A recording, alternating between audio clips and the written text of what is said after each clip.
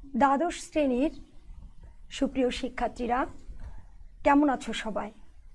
তোমাদেরকে আজকে ঢাকা কলেজের অনলাইন ক্লাসে আমি স্বাগত জানাচ্ছি। দ্বাদশ শ্রেণীর মানবিক এবং ব্যবসায় শিক্ষা শাখার ছাত্রদের জন্য আজকের ক্লাসটি অর্থনীতি দ্বিতীয় পত্র দশম অধ্যায় উন্নয়ন পরিকল্পনা। আজকের তাহলে চ্যাপ্টারটার নাম কি? উন্নয়ন পরিকল্পনা। শুরুতে আমি পরিচয় দিচ্ছি, আমি পল্লবী দে, প্রভাষক, অর্থনীতি বিভাগ, ঢাকা কলেজ, ঢাকা। প্রিয় ছাত্ররা, আজকের ক্লাসের বিষয়বস্তু কি? আজকের পাঠের বিষয়বস্তু হচ্ছে দশম অধ্যায়টি খুব গুরুত্বপূর্ণ একটি অধ্যায়। এই অধ্যায়ের শুরু হচ্ছে আজকে। এ কারণে আমাদের আজকের পাঠের বিষয়বস্তুটা ঠিক ধারাবাহিকভাবেই সেট করা আছে। দেখো, উন্নয়ন পরিকল্পনা কি, উন্নয়ন পরিকল্পনার উদ্দেশ্য কি, বিভিন্ন ধরনের উন্নয়ন পরিকল্পনার ধারণা এবং উন্নয়ন পরিকল্পনার গুরুত্ব। এখন আমরা চলে যাই মূল ক্লাসে। মূল ক্লাসে যাওয়ার আগে তোমরা স্লাইডে কিছু নিশ্চিত ছবি দেখতে পাচ্ছ। এই ছবিগুলো আজকের পাঠের সাথে ভীষণভাবে সংশ্লিষ্ট কিছু ছবি। দেখো, এখানে পরিকল্পনা কমিশনের ছবি দেওয়া আছে, এখানে একনেকের যে এক্সিকিউটিভ কমিটি, এই কমিটির যে একটা সভা হচ্ছে, এখানে নির্বাহী দায়িত্বে আছেন আমাদের বাংলাদেশের সরকারের মাননীয় প্রধানমন্ত্রী, ছবিটি দেওয়া আছে।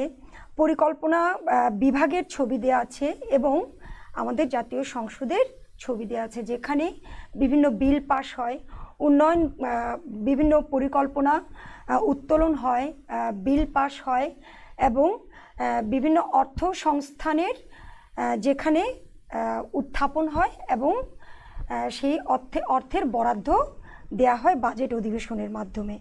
এগুলো সব ছবি আজকের পাঠের সাথে ভীষণভাবে সংশ্লিষ্ট। তো আমরা চলে যাই আজকের পাঠে। উন্নয়ন পরিকল্পনা কি? উন্নয়ন পরিকল্পনা হচ্ছে, শুরুতে আমি একটু ধারণা দিই, একটু উদাহরণ দিয়ে। পরিকল্পনা মানে কোনো কাজ কিভাবে করা হবে, কিভাবে করলে কাজটির মূল উদ্দেশ্য সফল হবে, সেটি হচ্ছে পরিকল্পনা। আর সেটি যদি হয় উন্নয়ন পরিকল্পনা, তাহলে সেটিকে, এই যে তোমাদের এই প্যান্ডামিক সিচুয়েশনে ঢাকা কলেজ প্রশাসন যেভাবে তোমাদের উন্নয়নের জন্য বা তোমাদের কারিকুলাম ডেভেলপমেন্টের জন্য তোমাদের এই যে টাইমটা যাতে কোয়ালিটি টাইম হয়, প্রচুর সময় তোমরা পেয়েছো, এই সময়টাকে যদি যেন তোমরা ভালোভাবে কাজে লাগাতে পারো এবং তোমাদের স্টাডি যাতে ঠিকভাবে তোমরা চালিয়ে নিতে পারো, সেজন্য এই অনলাইন ক্লাসগুলোর ব্যবস্থা করেছে। এই ক্লাসগুলোর ব্যবস্থা করার আগেই কিন্তু ভীষণভাবে পরিকল্পনা গ্রহণ করা হয়েছে কিভাবে ক্লাসগুলো নেওয়া হবে। সেই পরিকল্পনা অনুযায়ী এই যে স্টুডিও তৈরি করা হয়েছে, কলেজের পরিবেশ সেভাবে তৈরি করা হয়েছে, টিচারদের সাথে সেভাবে কমিউনিকেট করা হয়েছে এবং তোমাদেরকেও সেভাবে নোটিস করা হয়েছে। এগুলো হচ্ছে কি মানে একটা উদ্দেশ্য সফল হওয়ার জন্য কিছু কাজ, যে কাজগুলো একটা উদ্দেশ্যকে বাস্তবায়ন করার জন্য দরকার, এগুলোই হচ্ছে পরিকল্পনা। একটি ছোট্ট উদাহরণ দিয়ে আমি পরিকল্পনাটা তোমাদের মাথায় দেওয়ার চেষ্টা করেছি। ঠিক তেমনি এটা যদি বৃহৎ অর্থে বোঝাতে চাই, অর্থনৈতিক উন্নয়ন সাধনের লক্ষ্যে গৃহীত কর্মসূচিকে উন্নয়ন পরিকল্পনা বলে। অর্থনৈতিক উন্নয়ন বলতে এখানে অনেক সেক্টর চলে আসে, কৃষি, শিল্প, সেবা, বাণিজ্য, অনেকগুলো খাতের সমন্বয়ে একসাথে যখন উন্নয়ন সাধনের জন্য যে গৃহীত পদক্ষেপ, অনেকগুলো পদক্ষেপ যখন একসাথে নেওয়া হয় এবং সেগুলো যখন ধীরে ধীরে বাস্তবায়নের প্রচেষ্টা গ্রহণ করা হয়, তখন সেগুলোকে বলা হয় উন্নয়ন পরিকল্পনা। আমি পরিকল্পনার সংজ্ঞাকে আরেকটু বিশ্লেষণ করতে পারি, বিশ্লেষণ করে তোমাদেরকে বলতে পারি, দেখো, কোনো দেশের অর্থনীতিতে কোনো কাজ কখন করা হবে, কোথায় করা হবে, কাজটি কিভাবে করা হবে, কার দ্বারা করা হবে এবং এর অর্থ, এই কাজটি সুসম্পন্ন হওয়ার জন্য এর অর্থ সংস্থান কিভাবে হবে, কোথা থেকে হবে এবং কত অর্থ কোন খাতে ব্যয় করা হবে তা পূর্ব হতে নির্ধারণ করাকে বলা হয় পরিকল্পনা। তাহলে আমি বোঝাতে পেরেছি, প্রত্যেকে আমরা যারা হিউম্যান বিং, প্রত্যেকেই যারা সচেতন এবং রেশনাল, যারা যুক্তিবাদী, প্রত্যেকেই কোনো কাজ করার আগে অবশ্যই ভেবেচিন্তে পরিকল্পনা করেই কাজ করে। তুমি একজন স্টুডেন্ট, তুমি সামনে তোমাদের এইচএসসি পরীক্ষা হলে অবশ্যই তোমার পরীক্ষার একটা প্রস্তুতি নিতে হলে তোমাকে একটা পরিকল্পনা করতে হবে, একটা গাইডলাইন দাঁড় করাতে হবে। কোন সাবজেক্টে তোমাকে কিভাবে কতটা সময় দিতে হবে, কোন সাবজেক্টের দক্ষতা তোমার কত বেশি, কোন সাবজেক্টের দক্ষতা তোমার একটু কম, সেভাবে সময়টাকে বন্টন করে নিতে হবে যাতে তোমার একটা ভালো রেজাল্ট অ্যাচিভ হয়। এগুলোই হচ্ছে পরিকল্পনা। যেমন একজন গৃহিণী তার নির্দিষ্ট সীমাবদ্ধ এবং নির্দিষ্ট আয়ের ভেতরে কিভাবে পরিবারের সকল মানুষের সর্বোচ্চ তৃপ্তি দিয়ে তার রান্নাটাকে বা পরিবারের কাজগুলোকে সেভাবে গুছিয়ে নিবে, পারিবারিক সকল মানুষের চাহিদা সেভাবে মেটাবে, এই যে কাজগুলোকে বা এই চিন্তাভাবনাগুলোকে সেট করে নেয়, একজন গৃহিণীরও কিন্তু একটি পরিকল্পনা থাকে। তাহলে পরিকল্পনা তোমরা বুঝতে পেরেছো। অর্থনীতিতে এটি তো একটি ব্যাপক ধারণা। একটি দেশের উন্নয়ন, বিশেষ করে আমাদের মতো উন্নয়নশীল দেশগুলোর এই উন্নয়ন কর্মকাণ্ড পরিচালনা করার জন্য পরিকল্পনা খুবই গুরুত্বপূর্ণ একটি বিষয়। কেননা আমাদের দেশের মূলধন ঘাটতি আছে, পর্যাপ্ত যে সম্পদ আছে, আমাদের যে সম্পদ আছে সেই সম্পদগুলোকে পর্যাপ্তভাবে ব্যবহার করার, প্রপারলি ইউটিলাইজ করার এবং যথেষ্ট দক্ষতার সাথে ব্যবহার করার যদি সেই নলেজ আমাদের থাকে, তাহলে আমাদের পরিকল্পনাটা প্রপার হবে এবং আমাদের পরিকল্পনার উদ্দেশ্যটাও সার্থক হবে।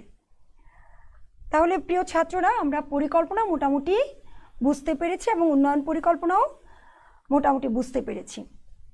এই উন্নয়ন পরিকল্পনার একটি ইতিহাস আছে, যে ইতিহাসটি আমি ছোট্ট করে তোমাদেরকে জানাতে চাই। সেটি আন্তর্জাতিক প্রেক্ষাপটেও আছে বা আমাদের বাংলাদেশের প্রেক্ষাপটেও আমরা বলতে পারি কখন থেকে এই পরিকল্পনার সেন্স ডেভেলপ হয়েছে বা পরিকল্পনা নিয়ে কাজ শুরু হয়েছে।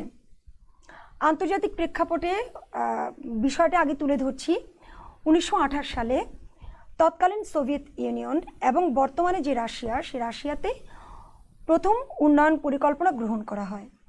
1917 সালে বলশেভিক আন্দোলন শুরু হলে গৃহযুদ্ধের কারণে রাশিয়ার অর্থনৈতিক অবস্থা ভীষণভাবে দুর্বল হয়ে পড়ে, ধ্বংস হয়ে পড়ে। সেই 17 থেকে 21 সাল পর্যন্ত একটা যুদ্ধ সাম্যবাদ নীতি থাকে। আবার 21 সাল থেকে 27 সাল পর্যন্ত আবার নয়া, মানে অর্থনীতিকে পুনর্গঠনের জন্য নয়া অর্থনীতি পলিসি, বিভিন্ন পলিসি গ্রহণ করা হয়। 1928 সালে পৃথিবীর ইতিহাসে সর্বপ্রথম রাশিয়াতেই পঞ্চবার্ষিকী পরিকল্পনা গ্রহণ করা হয় রাশিয়ার অর্থনীতি ডেভেলপমেন্টের জন্য। পরবর্তীতে এটি পুরো বিশ্বে ছড়িয়ে পড়ে। আস্তে আস্তে এই রাশিয়ার উন্নয়নের জোয়ার দেখে পুরো বিশ্বের তাক লেগে যায়। পুরো বিশ্ব চেষ্টা করে তখন আস্তে আস্তে প্রতিটি উন্নয়ন কর্মকাণ্ড যাতে পরিকল্পনার সাথে করতে পারে সেভাবে আগাতে থাকে। এখন বাংলাদেশ কখন উন্নয়ন পরিকল্পনা হাতে নেয়? উন্নয়ন পরিকল্পনার ইতিহাস বাংলাদেশ প্রেক্ষিতে 1953 সালে পাকিস্তান আমলে প্রথম পঞ্চবার্ষিক পরিকল্পনা শুরু হয়। 1973 সালে বাংলাদেশ পরিকল্পনা কমিশন গঠিত হয়। মূলত এই কমিশনই কিন্তু পরিকল্পনার কাজ শুরু করে। 1975 সালে পরিকল্পনা বাস্তবায়ন মন্ত্রণালয়ের অধীনে পরিকল্পনা বিভাগ চালু হয়। বর্তমানে জাতীয় পরিকল্পনা কমিশন, এই যে নেক আমি ব্র্যাকেটে লিখেছি, এনইসি, ন্যাশনাল ইকোনমিক কাউন্সিল পরিকল্পনা প্রণয়ন করে এবং জাতীয় পরিকল্পনা কমিশনের এক্সিকিউটিভ কমিটি একনেক, ECNEC, executive committee for national economic council পরিকল্পনা চূড়ান্ত অনুমোদন দেয়। তাহলে চূড়ান্ত অনুমোদন কে দেয়? পরিকল্পনা কমিশন কিন্তু পরিকল্পনাগুলো হাতে নেয়। এটি মন্ত্রী পরিষদ, অনেক সময় আবার সংসদও, এভাবে হয়ে লাস্টলি এক্সিকিউটিভ কমিটিতে আসে, জাতীয় পরিকল্পনা কমিশন এক্সিকিউটিভ কমিটি। এই কমিটিতে চূড়ান্ত অনুমোদন দেয়া হয় যে কোনো পরিকল্পনার। জাতীয় পরিকল্পনা কমিশনের এক্সিকিউটিভ কমিটির সভাপতি হচ্ছে, এটা তোমাদের জানা দরকার, সভাপতি হচ্ছে বাংলাদেশ সরকারের মাননীয় প্রধানমন্ত্রী। আমি ছবিও কিছুক্ষণ আগের স্লাইডে তোমাদেরকে ছবি দেখিয়েছি। একনেকের যে সভা হচ্ছে সেখানে চেয়ারপারসন হিসেবে আছেন কে? বাংলাদেশ সরকারের বর্তমান মাননীয় প্রধানমন্ত্রী। এখন আমরা জেনেছি উন্নয়ন পরিকল্পনার ইতিহাস, আন্তর্জাতিক প্রেক্ষাপট জেনেছি, বাংলাদেশের প্রেক্ষাপটে জেনেছি। এরপরে জানতে হবে পরিকল্পনা শুধু গ্রহণ করলেই হবে না। একটি দেশের, বিশেষ করে আমাদের মতো উন্নয়নশীল বা আমাদের পার্শ্ববর্তী আরও অনেক উন্নয়নশীল দেশ আছে বিশ্বে, অনুন্নত বা উন্নয়নশীল দেশগুলো যখন পরিকল্পনা হাতে নেয় তখন অনেক বিষয় বিবেচনা করতে হয়। তখন চিন্তা করতে হয় সে দেশের সম্পদের পরিমাণ কত, মানে প্রাপ্ত সম্পদ কত, সে সম্পদের ইউটিলাইজ করার মতো যথেষ্ট প্রযুক্তি আছে কিনা, প্রযুক্তি যদি ইম্পোর্ট করতে হয় সেই ব্যয় নির্বাহ করতে পারবে কিনা, এরকম অনেক বিষয় থেকে যায়। আবার কোনো পরিকল্পনা গ্রহণ করে সেই দেশের জন্য সুইটেবল কিনা সেই পরিকল্পনাটি, সেটিও একটি বিবেচনার বিষয়। এই যে অনেক রকমের ফ্লাইওভার হচ্ছে, অনেক রকমের নতুন নতুন বড় বড় প্রকল্প হাতে নেওয়া হচ্ছে, এই প্রকল্পগুলো আমাদের দেশের জন্য আসলেই সুইটেবল কিনা সেটা বিভিন্নভাবে গবেষণা করে দেখে কাজগুলো শুরু করতে হয় এবং সেভাবে শুরু করা হয়। অনেক সময় দেখা যায় অনেক কারণে আবার অনেক প্রকল্প ভেঙেও ফেলতে হচ্ছে। এ কারণে পরিকল্পনাগুলো যখন গ্রহণ করা হয় তখন সুচিন্তিতভাবে গ্রহণ করা উচিত। এই জন্য আমাদের উত্তম পরিকল্পনার বিষয়টি জানা দরকার। একটি উত্তম উন্নয়ন পরিকল্পনার বৈশিষ্ট্য কেমন? প্রিয় ছাত্ররা, একটি উত্তম উন্নয়ন পরিকল্পনার বৈশিষ্ট্য হচ্ছে, আমি পয়েন্ট করে তোমাদেরকে কিছু পয়েন্ট তোমাদের সামনে তুলে ধরেছি। সেটি হচ্ছে, প্রথমে উদ্দেশ্য নির্ধারণ করতে হবে। আমি একটি দেশের সরকার দেশের উন্নয়নের জন্য কোন কোন কাজগুলো করবে, বা সেটি উদ্দেশ্যটি সেটি কি মানে দীর্ঘমেয়াদী নাকি স্বল্পমেয়াদী, কেমন কোন ধরনের ডেভেলপমেন্ট করবে, সেটি প্রথমে উদ্দেশ্য নির্ধারণ করা। সেই উদ্দেশ্য অনুযায়ী কিছু লক্ষ্যমাত্রা নির্ধারণ করা কাজটিকে সহজ করার জন্য। তাহলে উদ্দেশ্য কিন্তু আমার বিশাল একটি গোল, সেই গোলের এগেনস্টে আমার কিছু কি থাকতে হবে, অবজেক্টিভ থাকতে হবে, ছোট ছোট কিছু লক্ষ্যমাত্রা নির্ধারণ করতে হবে যেগুলো স্বল্প সময়ে শেষ করা যায়। ফলে আমাদের মূল টার্গেটের দিকেই আমরা আগাতে থাকব। এরপরে প্রকল্প নির্বাচন, কোন কোন প্রকল্পগুলো নির্বাচন করতে হবে। উৎপাদন কৌশল নিরূপণ, উৎপাদন কৌশলে যখন আসছি তখন হচ্ছে অর্থনীতিতে তোমরা জানো দুটো কৌশল আছে, একটি মূলধন নিবিড় আর একটি শ্রম নিবিড়, লেবার ইন্টেন্সিভ এবং ক্যাপিটাল ইন্টেন্সিভ। যে দেশে মূলধন বেশি সে দেশ অবশ্য মূলধন নিবিড় কৌশল গ্রহণ করাটাই যুক্তিযুক্ত। আবার যে দেশে লেবার বেশি, শ্রম হচ্ছে সস্তা যে দেশে, সে দেশে শ্রমনিবিড় কৌশল গ্রহণ করা উচিত। তাহলে ব্যয়, উন্নয়ন প্রকল্পের ব্যয় কিছুটা কমে আসবে। তাহলে উৎপাদন কৌশলে আমাদেরকে কৌশলী হতে হবে। প্রয়োজনীয় উপকরণের পরিমাণ নির্ধারণ। প্রয়োজনীয় উপকরণ কি? প্রয়োজনীয় উপকরণ বলতে একটি উৎপাদন প্রক্রিয়া যখন শুরু হয় এখানে প্রয়োজনীয় উপকরণ কি কি থাকে? ভূমি, শ্রম, মূলধন, সংগঠন এবং প্রযুক্তি। এই উপকরণগুলো অ্যাভেলেবেল কিনা বা পর্যাপ্ত কিনা সেই দিকগুলো বিবেচনা করে প্রয়োজনীয় উপকরণের পরিমাণ নির্ধারণ করতে হয়। কোন পরিমাণ কতটুকু গ্রহণ করা হবে সেই অনুযায়ী অর্থনীতিতে 4টি কাজ আছে। প্রিয় ছাত্ররা, কয়টি কাজ? 4টি কাজ। কি কি কাজ? এগুলো তোমরা ফার্স্ট ইয়ারে পড়েছো। 4টি কাজ হচ্ছে উৎপাদন, বিনিময়, বন্টন, ভোগ। এই 4টি কাজ প্রপারলি বা ধারাবাহিকভাবে সম্পন্ন করার জন্য এই উপকরণগুলোকে তাদের মূল্য পরিশোধ করতে হবে, তাহলে সঠিকভাবে উন্নয়ন পরিকল্পনা পরিচালিত হবে। সময় নির্ধারণ। কি সময়? সময় হচ্ছে কোনো কোনো উন্নয়ন পরিকল্পনা দ্বিবার্ষিকী হয়, কোনো কোনো উন্নয়ন পরিকল্পনা পঞ্চবার্ষিকী হয়, কোনো কোনো উন্নয়ন পরিকল্পনা 1 বছরের জন্য, অ্যানুয়াল ডেভেলপমেন্ট 1 বছরের জন্য, আবার কোনো কোনো পরিকল্পনা দেখা যায় 10 বছর, 25 বছর, এভাবে মানে প্রেক্ষিত বা দীর্ঘমেয়াদী। এই সময়টা প্রকল্প অনুযায়ী সময়টাকে নির্বাচন করে নিতে হবে। অযথা কালক্ষেপণ না করে যে প্রজেক্ট যত সময় লাগছে গবেষণা করে সেই প্রজেক্টের জন্য ঠিক সেই সময়টা নির্ধারণ করাটাই বাঞ্ছনীয়। তাহলে এই হচ্ছে উন্নয়ন পরিকল্পনার কিছু বৈশিষ্ট্য। আরও কিছু বৈশিষ্ট্য আছে। অর্থ সংস্থান। এই যে আমরা উন্নয়ন পরিকল্পনা গ্রহণ করছি একটি দেশ, সে অর্থ সংস্থান কোত্থেকে করবে?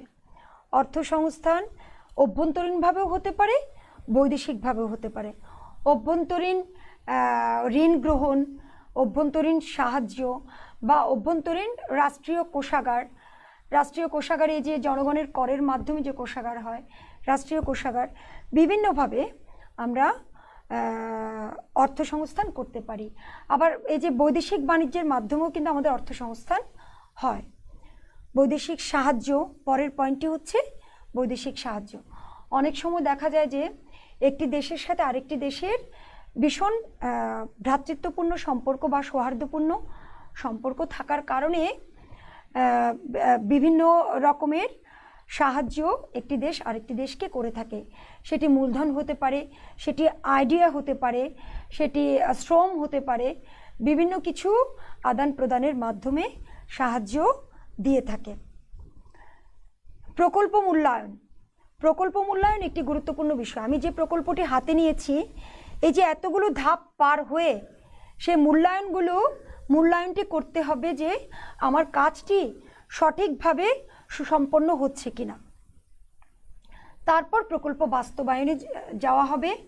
প্রকল্প বাস্তবায়ন করার পরে বাস্তবায়ন যখন হবে, বাস্তবায়নের সময় আমাদের অবশ্যই মিতব্যয়িতার কথাটি মাথায় রাখতে হবে। এখানে যে আমি লিখেছি মিতব্যয়িতা, দেখা যায় যে অনেক সময় আমাদের ঘরেও নিজেরাও যখন কাজ করি, একটি ছোট কাজ যেটা দেখা যায় যে অনেক সময়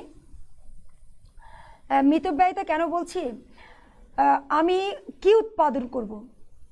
কি 200 কোটি টাকার পোশাক উৎপাদন করব, নাকি 500 কোটি টাকার ঔষধ উৎপাদন করব? কি উৎপাদন করব?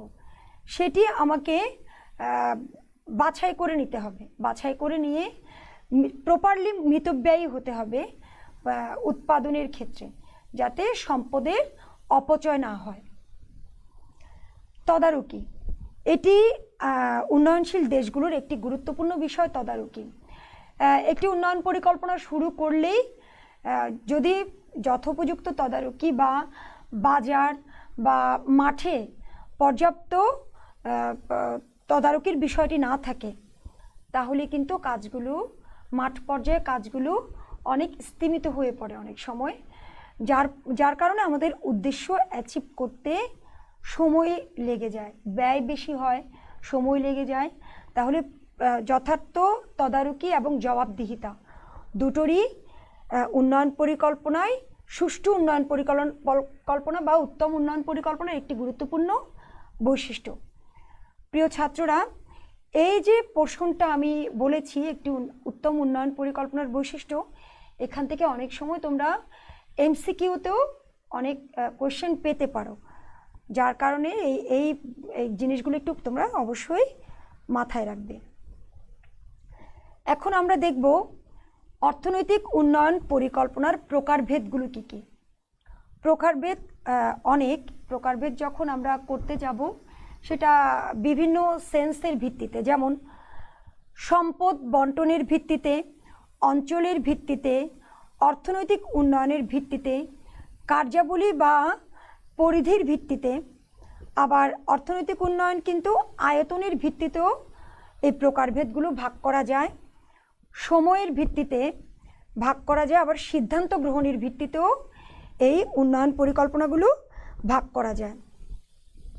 আমরা প্রত্যেকটা যে সেক্টর দেখিয়েছি প্রত্যেকটা সেক্টরের ইলাবোরেট একটা একটা ব্যাখ্যা তোমাদেরকে দেখাচ্ছি। প্রথমটা হচ্ছে কি, প্রথমটা সম্পদ বন্টনের ভিত্তিতে।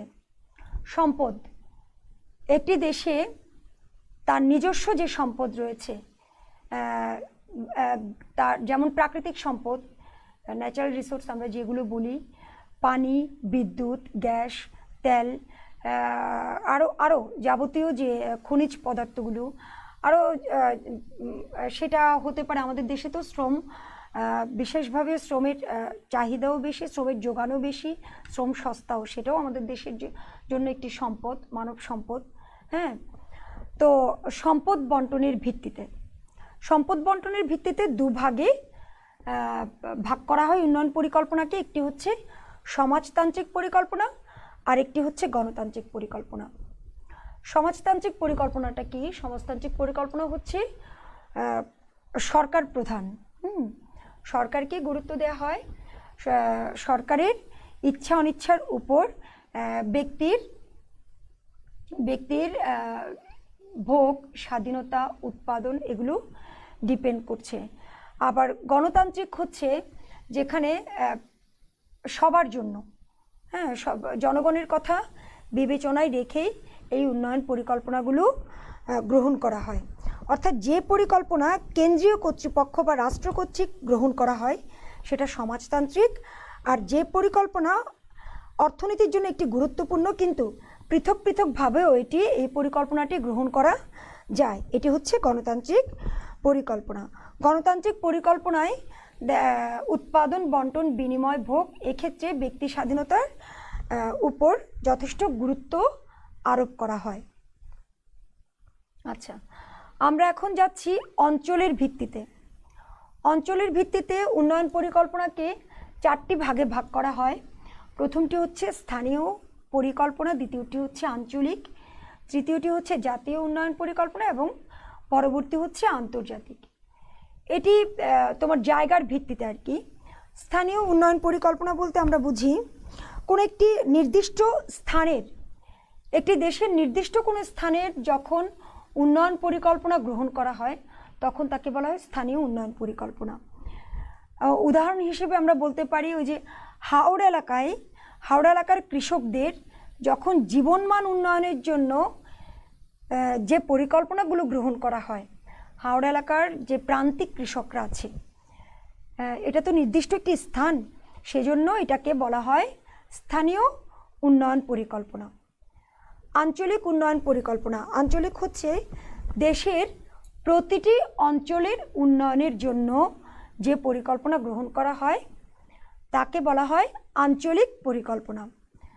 যেমন আমরা বলতে পারি দক্ষিণাঞ্চল। দক্ষিণাঞ্চল হচ্ছে লবণাক্ত, তোমরা সবাই জানো। এই দক্ষিণাঞ্চলের লবণাক্ত সহিষ্ণু কৃষি চাষাবাদ প্রকল্প, এই যে লবণাক্ত যে জায়গাগুলো আছে ওখানে কৃষি চাষাবাদের জন্য যদি প্রকল্প প্রণয়ন করা হয়, প্রকল্প পরিকল্পনা করা হয়, সেটি হবে আঞ্চলিক পরিকল্পনা। জাতীয় পরিকল্পনা হচ্ছে সমগ্র বাংলাদেশের কথা চিন্তা করে যখন একদম ন্যাশনাল বাংলাদেশ, পুরো বাংলাদেশের প্রেক্ষাপটে চিন্তা করে যখন উন্নয়ন পরিকল্পনা গ্রহণ করা হয় তখন সেটা জাতীয় পরিকল্পনা। যেমন বাংলাদেশের দারিদ্রতা দূরীকরণ এবং জীবনযাত্রার মান বৃদ্ধির জন্য যখন বিভিন্ন পদক্ষেপ গ্রহণ করা হয় তখন তাকে বলা হয় জাতীয় পরিকল্পনা। এখন চলে আসছি আমরা আন্তর্জাতিক পরিকল্পনায়। সেটি একটি ভিন্ন বিষয়।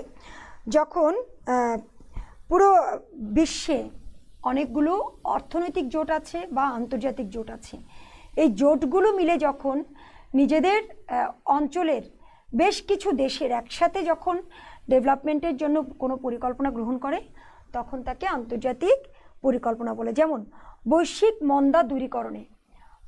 মন্দা দূরীকরণে সামষ্টিক যে উদ্যোগ, সেই উদ্যোগকে যখন গ্রহণ করা হয় তখন তাকে বলা হয় আন্তর্জাতিক উন্নয়ন পরিকল্পনা। প্রিয় ছাত্ররা, আমরা নিশ্চয়ই বুঝতে পেরেছি অঞ্চলের ভিত্তিতে কিভাবে আন্তর্জাতিক পরিকল্পনাকে ভাগ করা হয়। আমরা এখন দেখব অর্থনৈতিক উন্নয়নের ভিত্তিতে। উন্নয়নের ভিত্তিতে বলতে কাঠামোগত পরিকল্পনা আর কার্যগত। কাঠামোগত বলতে এই যে অর্থনৈতিক, রাজনৈতিক, সামাজিক, সাংস্কৃতিক এগুলো সবগুলো দিক বিবেচনা করে যখন পরিকল্পনা গ্রহণ করা হয় তখন সেটা কাঠামোগত। আর কার্যগত হচ্ছে দেশের প্রচলিত কাঠামো পরিবর্তন না করে, এই যে অর্থনৈতিক, রাজনৈতিক এসব প্রচলিত কাঠামো পরিবর্তন না করে যখন উন্নয়ন, গুণগত উন্নয়ন সাধিত করা হয় তখন তাকে কার্যগত উন্নয়ন পরিকল্পনা বলা হয়। এখন আসছে কার্যাবলী বা পরিধির ভিত্তিতে। কার্যাবলী বা পরিধির ভিত্তিতে হচ্ছে বস্তুগত পরিকল্পনা আর আর্থিক। বস্তুগত বলতে আমরা বস্তুর বিষয়টা দেখব। এই যে একটু আগে বলেছিলাম আমরা 300 লক্ষ মেট্রিক টন ধান উৎপাদন করব নাকি 200 কোটি টাকার পোশাক উৎপাদন করব, এটি একটি বস্তুগত বিষয়। এই বস্তুগত বিষয় কোনটি করলে, কোন উৎপাদনটি করলে বাংলাদেশের জন্য সুফল হবে, বস্তুগত সুফল হবে, সেটি হচ্ছে বস্তুগত উন্নয়ন পরিকল্পনা। আর্থিক পরিকল্পনা কি? আর্থিক পরিকল্পনা হচ্ছে এই যে পরিকল্পনার লক্ষ্য বা উদ্দেশ্যকে যখন অর্থের মাধ্যমে বিবেচনা করা হয়, আমি যে উদাহরণটি বললাম সেটি যদি টাকার মাধ্যমে বিবেচনা করা হয়, পরিমাণের, দ্রব্যের পরিমাণ নয় টাকার পরিমাণ, তখন তাকে আর্থিক পরিকল্পনা ভিত্তিতে উৎপাদন পরিকল্পনা বলা হয়। এখন আয়তনের ভিত্তিতে, আয়তন হচ্ছে সার্বিক আর আংশিক। সার্বিক বলতে আমরা কৃষি, শিল্প, সেবা, বাণিজ্য সকল খাতের যখন সার্বিকভাবে পরিকল্পনার কথা চিন্তা করে তখন সার্বিক, আর আংশিক কোন একটা সেক্টরের, কোন একটা খাতের, কৃষি খাতের উন্নয়নের জন্য পরিকল্পনা গ্রহণ করা হলো সেটা আংশিক। আবার কৃষি খাতের মধ্যে যদি আবার শুধুমাত্র ধান, পাট এভাবে বলা হয় তখন সেটাও আবার আংশিক হয়ে যায়। তো এই হচ্ছে আয়তনের ভিত্তিতে উন্নয়ন পরিকল্পনা। সিদ্ধান্ত গ্রহণের ক্ষেত্রে উন্নয়ন পরিকল্পনা এটি খুব গুরুত্বপূর্ণ। সেটি হচ্ছে একটি কেন্দ্রীয় পরিকল্পনা, আরেকটি বিকেন্দ্রীয়। একটি কেন্দ্রীয় কর্তৃপক্ষ কর্তৃক পরিকল্পনা গ্রহণ করা হলে, অর্থাৎ সরকার প্রধান কর্তৃক যখন কোনো উন্নয়ন পরিকল্পনা গ্রহণ করা হয় তখন কেন্দ্রীয়। আর বিকেন্দ্রীয় প্ররোচিত পরিকল্পনা বা পুঁজিবাদী বা গণতান্ত্রিক, মানে বিভিন্ন জায়গা থেকে যখন প্রয়োজনের তাগিদে পরিকল্পনা গ্রহণ করা হয় তখন তাকে বিকেন্দ্রীয় পরিকল্পনা বলা হয়। বাংলাদেশে অনেক সময় এই যে কেন্দ্রীয় পরিকল্পনার পাশাপাশি বিকেন্দ্রীয় পরিকল্পনার উপস্থিতি খুব বেশি দেখা যায়। প্রিয় ছাত্ররা, আমরা চলে যাই পরবর্তী পোর্শনে। পরবর্তী পোর্শনটা খুব ইম্পর্ট্যান্ট, সেটি হচ্ছে সময়ের ভিত্তিতে উন্নয়ন পরিকল্পনাকে কয়টি ভাগে ভাগ করা যাচ্ছে। একটি হচ্ছে স্বল্পমেয়াদী উন্নয়ন পরিকল্পনা, আরেকটি হচ্ছে মধ্যমেয়াদী উন্নয়ন পরিকল্পনা, আরেকটি হচ্ছে দীর্ঘমেয়াদী উন্নয়ন পরিকল্পনা। শুরুতেই বলে নিই, এগুলোর বৈশিষ্ট্যগুলো, এগুলোর সময়কাল তোমাদের খুব ভালোভাবে জানতে হবে, কেননা এগুলো থেকে অনেক সময় পার্থক্য চলে আসে বা একটির সাথে একটি তুলনা করতে দেওয়া হয়। এ কারণে এই উন্নয়ন পরিকল্পনাগুলো যেগুলো বাংলাদেশে চলমান সব সময়, এগুলো সম্পর্কে ভালো আইডিয়া তোমাদের থাকতে হবে। তাহলে শুরুতে চলে যায় স্বল্পমেয়াদী উন্নয়ন পরিকল্পনা। কিছু সুনির্দিষ্ট অর্থনৈতিক ও সামাজিক লক্ষ্য ও উদ্দেশ্য অর্জনের জন্য এই পরিকল্পনা গৃহীত হয়। আর এই পরিকল্পনার মেয়াদ থাকে 6 মাস থেকে 1 বছর। রাষ্ট্রীয় সামাজিক কোনো এই পরিকল্পনা কখন নেওয়া হয়? যখন রাষ্ট্রীয় সাময়িক কোনো পরিস্থিতি, অনাকাঙ্ক্ষিত বা সাময়িক কোনো পরিস্থিতিতে এই পরিকল্পনা গ্রহণ করা হয়। আবার সাময়িক কোনো খাদ্য পরিস্থিতির মোকাবেলা করার জন্য গ্রহণ করা হয়, প্রাকৃতিক দুর্যোগকে মোকাবেলা করার জন্য গ্রহণ করা হয়। আবার হচ্ছে নানা ঝুঁকিপূর্ণ কোনো মুহূর্তকে তোমার মোকাবেলা করার জন্য স্বল্পমেয়াদী পরিকল্পনাগুলো গ্রহণ করা হয়। প্রিয় ছাত্ররা, স্বল্পমেয়াদী পরিকল্পনা কিন্তু অপেক্ষাকৃত বাস্তবমুখী হয়, তাহলে এটা আমাদের জন্য খুবই ইম্পর্ট্যান্ট। মধ্যমেয়াদী পরিকল্পনা হচ্ছে সুনির্দিষ্ট কিছু পরিকল্পনা যেগুলো নির্দিষ্ট সময় মেয়াদে গ্রহণ করা হয়, নির্দিষ্ট সময় বলতে সেটি হচ্ছে কখনো 5 বছর, 1 বছর থেকে শুরু, কখনো 2 বছর। এই 2 বছর থেকে 5 বছরের মধ্যে থাকে মধ্যমেয়াদী উন্নয়ন পরিকল্পনাগুলো। এই পরিকল্পনাগুলো মূলত এই যে বৈদেশিক সাহায্যের বা বৈদেশিক যে সম্পদ এগুলো ব্যবহার করার জন্য বা এগুলো নিশ্চিত ব্যবহার করার জন্য, আবার আর্থসামাজিক বিভিন্ন উদ্দেশ্য বাস্তবায়নের জন্য, আবার সবচেয়ে ইম্পর্টেন্ট পয়েন্ট হচ্ছে পরবর্তী পরিকল্পনাগুলোকে সহজভাবে ত্বরান্বিত করার জন্য এই মধ্যমেয়াদী পরিকল্পনাগুলো গ্রহণ করা হয়। এই লাইনটি সবসময় মনে রাখবা। আবারও বলছি, এই দীর্ঘমেয়াদী পরিকল্পনাগুলো বা পরবর্তী পরিকল্পনাগুলো সহজ করার জন্য মধ্যমেয়াদী পরিকল্পনাগুলো গ্রহণ করা হয়। সাধারণত দ্বিবার্ষিকী বা পঞ্চবার্ষিকী পরিকল্পনাগুলোকেই মধ্যমেয়াদী পরিকল্পনা বলা হয়। তাহলে আমরা স্বল্পমেয়াদী পরিকল্পনা বুঝেছি, মধ্যমেয়াদী বুঝেছি, এবার দীর্ঘমেয়াদী পরিকল্পনা কি। সাধারণত দীর্ঘমেয়াদী বাস্তবায়নযোগ্য যেসব পরিকল্পনা গ্রহণ করা হয় তাই দীর্ঘমেয়াদী পরিকল্পনা। দীর্ঘমেয়াদী কোনগুলো বাস্তবায়নযোগ্য? এই যে আমরা শুনে থাকি সাধারণত, তোমরা শুনেছ অবশ্যই, রূপকল্প 2021, হ্যাঁ, ভিশন 2021। এই যে পরিকল্পনাগুলো এগুলো কিন্তু প্রেক্ষিত বা অনেক দীর্ঘ সময়ের জন্য। তো সাধারণত এই পরিকল্পনাগুলোর মেয়াদ হয় 6 বছর, তাছাড়া আরও বেশি হলে 10 বছর বা 25 বছর এই পরিকল্পনাগুলোর মেয়াদ থাকে। 10 বছর বা 25 বছর এগুলো কিন্তু প্রেক্ষিত পরিকল্পনা। বার্ষিকী পরিকল্পনাগুলোর মধ্যে সমন্বয় সাধন করা বা ধারাবাহিকতা রক্ষা করা দীর্ঘমেয়াদী পরিকল্পনার কাজ। এই যে প্রবৃদ্ধি অর্জনের ধারাবাহিকতা বজায় রাখা, একটি দেশের যে প্রবৃদ্ধি অর্জন হবে সেটির ধারাবাহিকতা বজায় রাখা এবং কাঠামোগত রূপান্তর সাধন করা, কোনো একটি পরিকল্পনার ব্যর্থতা অন্য একটি পরিকল্পনার মাধ্যমে পূরণ করা, এগুলো সবগুলো হচ্ছে দীর্ঘমেয়াদী পরিকল্পনার বৈশিষ্ট্য। আবার হচ্ছে কোনো দেশের অর্থব্যবস্থার, এটি খুব গুরুত্বপূর্ণ, অর্থব্যবস্থার ভারসাম্যহীনতা দূর করার জন্য দীর্ঘমেয়াদী পরিকল্পনা গ্রহণ করা হয়। যেমন অনেক সময় অর্থের চাহিদা, অর্থের যোগানের মধ্যে অভারসাম্যতা লক্ষ্য করা যায়, অর্থাৎ অনেক সময় ঘাটতি ব্যয়, সরকারকে উন্নয়ন পরিকল্পনা গ্রহণ করার জন্য ঘাটতি ব্যয়ের সম্মুখীন হতে হয়। এই ঘাটতি ব্যয়গুলো কিভাবে মেটানো যায়? পরবর্তীতে ঋণ নিয়ে, সাহায্য নিয়ে। এগুলোর জন্য যখন উন্নয়ন পরিকল্পনা গ্রহণ করা হয় তখন এগুলো দীর্ঘমেয়াদী হয়ে পড়ে, একে বলা হয় দীর্ঘমেয়াদী উন্নয়ন পরিকল্পনা। প্রিয় ছাত্ররা, তাহলে আমরা স্বল্পমেয়াদী, মধ্যমেয়াদী, দীর্ঘমেয়াদী তিনটি উন্নয়ন পরিকল্পনার সেন্স বুঝতে পেরেছি। স্বল্পমেয়াদীটা আবার মনে রেখো 1 বছর, মধ্যমেয়াদীটা 2 বছর বা 5 বছর, আর দীর্ঘমেয়াদীটা 6 বছর, 10 বছর, 25 বছর। এই হচ্ছে উন্নয়ন পরিকল্পনার সময়ের ভিত্তিতে উন্নয়ন পরিকল্পনার পার্থক্য।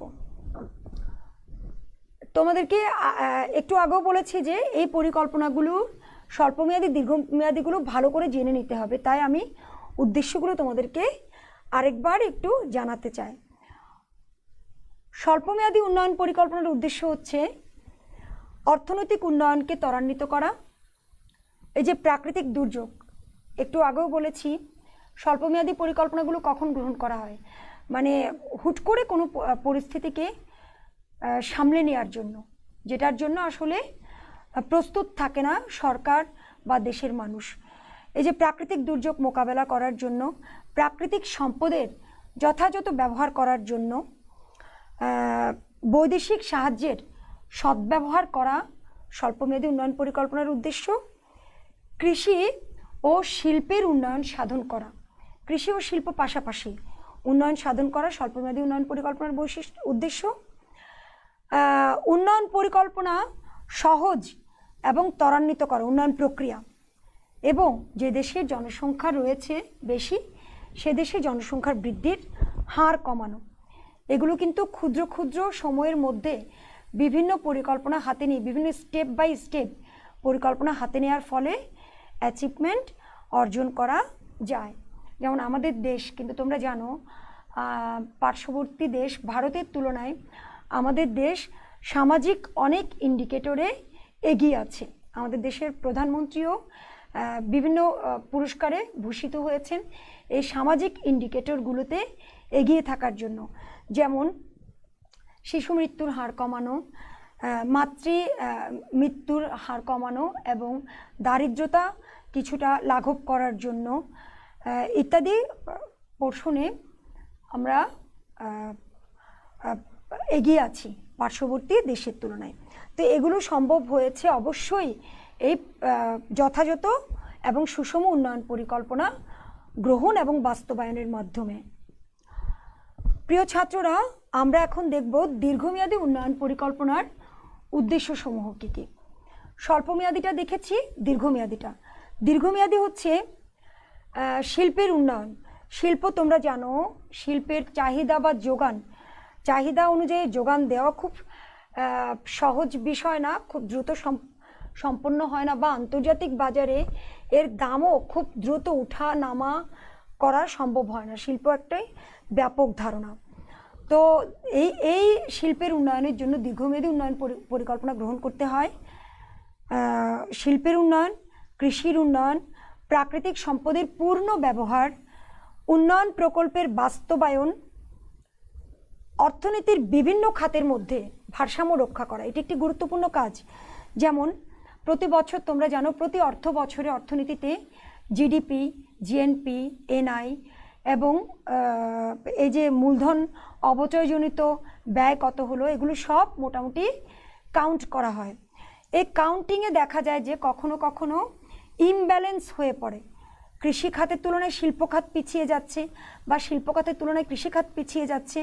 এই খাতগুলোর প্রপার ব্যালেন্স আনার জন্য দীর্ঘমেয়াদী উন্নয়ন পরিকল্পনা গ্রহণ করা বাঞ্ছনীয়। তারপর হচ্ছে লেনদেন ভারসাম্য আনয়ন। লেনদেন এটা হচ্ছে বৈদেশিক বাণিজ্যের একটি গুরুত্বপূর্ণ পার্ট। লেনদেন ভারসাম্য হচ্ছে এই যে রপ্তানি এবং আমদানি, তোমরা জানো রপ্তানি হলে আয় বাড়বে, আমদানি হলে ব্যয় বাড়বে। এই যদি ব্যয় না বাড়ে, কখনো ব্যয় বেড়ে গেলে তো ঘাটতি, ব্যয় না বেড়ে ব্যয় কমিয়ে আয় বাড়িয়ে কিভাবে লেনদেন ভারসাম্য আনয়ন করা যায়, সেটি হচ্ছে দীর্ঘমেয়াদী উন্নয়ন পরিকল্পনার উদ্দেশ্য। সঞ্চয় এবং মূলধন গঠন, জনগণের কাছ থেকে সরকার জনগণকে সঞ্চয়ে উদ্বুদ্ধ করা। একটা সামষ্টিক সঞ্চয় হলে সামষ্টিক বিনিয়োগ বাড়বে, মূলধন গঠন হবে। এই কারণে মূলধন গঠন হওয়া মানে মূলধনের ব্যবহার করা, অর্থাৎ বিনিয়োগ হওয়া। এগুলো সবগুলোই দীর্ঘমেয়াদী উন্নয়ন পরিকল্পনার উদ্দেশ্য। প্রিয় ছাত্ররা, আমরা ক্লাসের প্রায় শেষের দিকে চলে এসেছি। আমরা এখানে একটু দেখব উন্নয়নশীল দেশে উন্নয়ন পরিকল্পনার গুরুত্ব। আমি শুধু বলে যাব, এখানে আমি ডিটেলস ব্যাখ্যা এর আগে করেছি, আমি শুধু তোমাদেরকে গুরুত্বটা, উন্নয়ন পরিকল্পনা কি আসলে দরকার?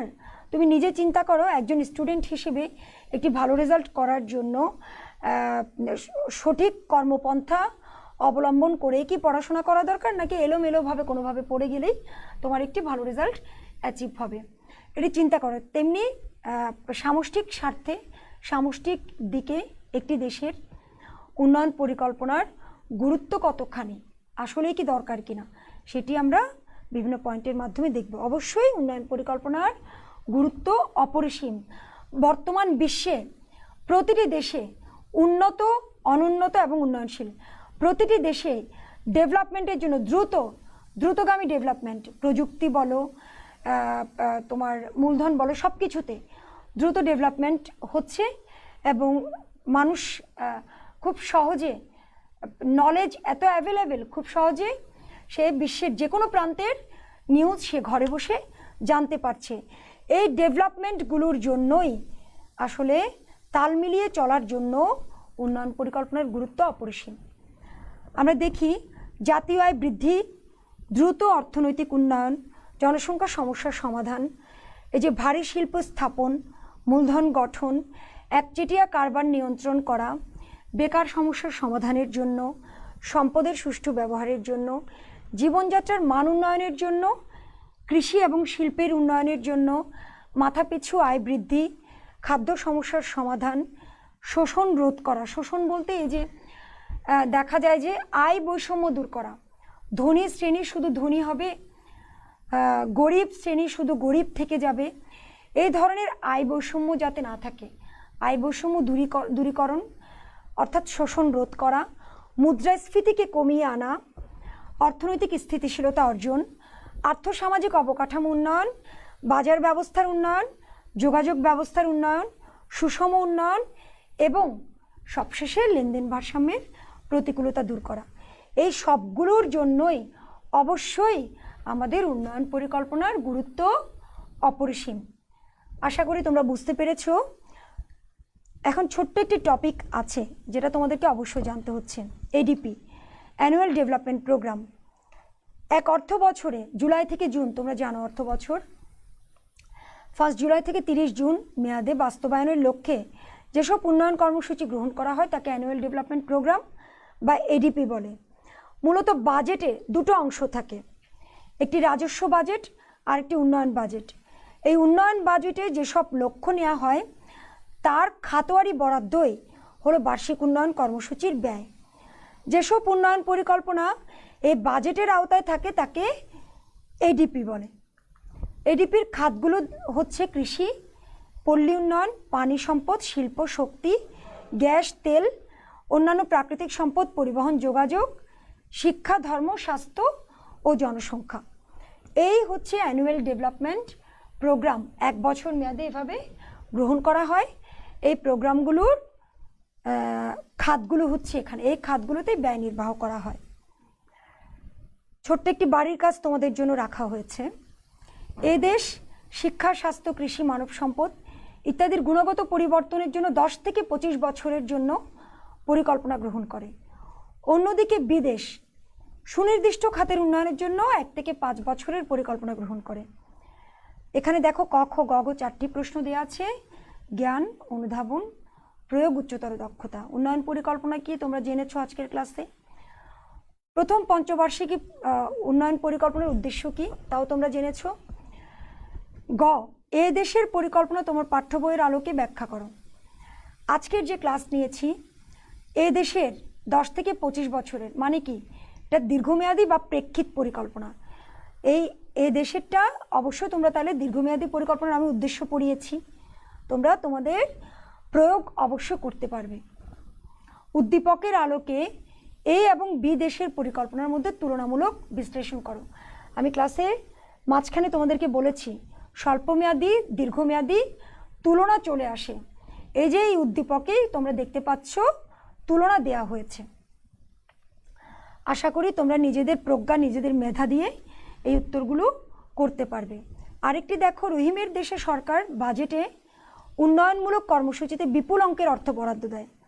উন্নয়ন কর্মসূচিতে ঘূর্ণিঝড় দুর্গত এলাকার উন্নয়ন, চর এলাকার রাস্তাঘাট উন্নয়নে বরাদ্দ দেওয়া হয়। বিদ্যালয় ও হাসপাতাল নির্মাণের জন্য বাজেট বরাদ্দ থাকে। প্রিয় ছাত্ররা, এখানে যে প্রশ্নগুলো দিয়েছি দেখতে পাচ্ছ। দীর্ঘমেয়াদী পরিকল্পনা কি, স্বল্প দীর্ঘমেয়াদী পরিকল্পনার পার্থক্য কি, রহিমের দেশে কোন ধরনের উন্নয়ন পরিকল্পনা নেওয়া হয়েছে, বলো তো এটা কোন ধরনের উন্নয়ন পরিকল্পনা হবে, কোনো জরুরি ভিত্তিতে নেওয়া হলে এগুলো কোন ধরনের হয়, স্বল্পমেয়াদী। উল্লিখিত পরিকল্পনার সাথে দীর্ঘমেয়াদী পরিকল্পনার সম্পর্ক রয়েছে কি, যুক্তি দাও। অবশ্যই রয়েছে। স্বল্পমেয়াদী পরিকল্পনাগুলোর সাথে পূরণ করে আস্তে আস্তে আমরা দীর্ঘমেয়াদী পরিকল্পনা অ্যাচিভ করতে পারি। তোমাদের মেধা ও প্রজ্ঞা দিয়ে এই প্রশ্নগুলোর উত্তর অবশ্যই তোমরা করতে পারবে। আজকের ক্লাস এ পর্যন্তই।